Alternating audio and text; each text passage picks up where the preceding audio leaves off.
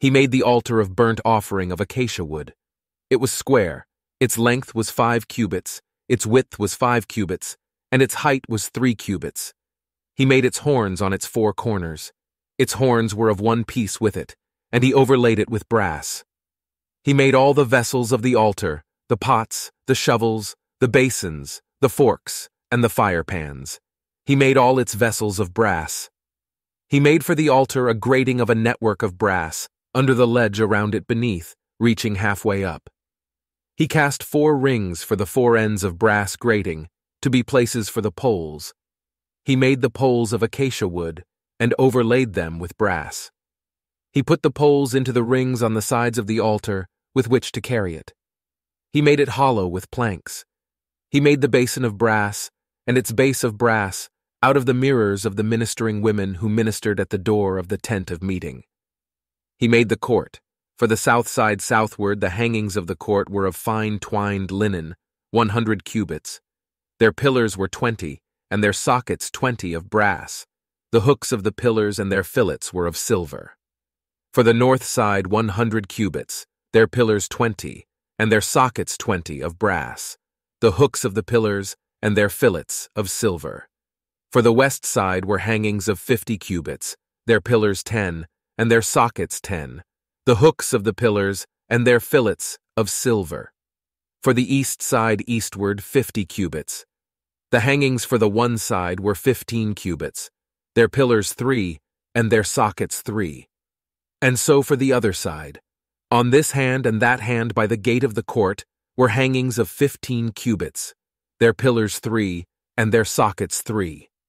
All the hangings around the court were of fine twined linen. The sockets for the pillars were of brass. The hooks of the pillars and their fillets were of silver, and the overlaying of their capitals of silver, and all the pillars of the court were filleted with silver.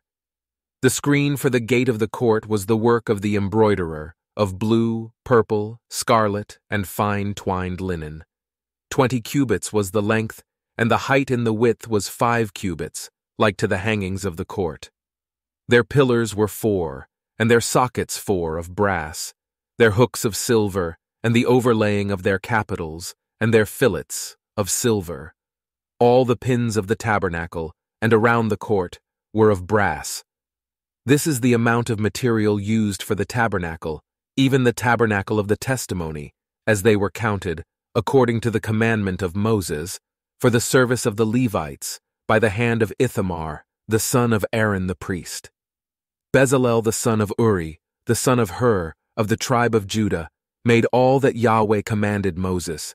With him was Oholiab, the son of Ahisamach, of the tribe of Dan, an engraver, and a skillful workman, and an embroiderer in blue, in purple, in scarlet, and in fine linen. All the gold that was used for the work in all the work of the sanctuary, even the gold of the offering, was 29 talents, and 730 shekels, after the shekel of the sanctuary. The silver of those who were counted of the congregation was 100 talents, and 1,775 shekels, after the shekel of the sanctuary. A bekah a head, that is, half a shekel, after the shekel of the sanctuary, for everyone who passed over to those who were counted, from 20 years old and upward, for 603,550 men.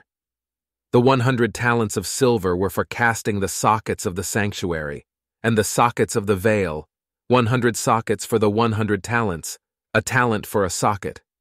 Of the 1,775 shekels he made hooks for the pillars, overlaid their capitals, and made fillets for them. The brass of the offering was 70 talents, and 2,400 shekels. With this he made the sockets to the door of the tent of meeting, the bronze altar, the bronze grating for it, all the vessels of the altar, the sockets around the court, the sockets of the gate of the court, all the pins of the tabernacle, and all the pins around the court.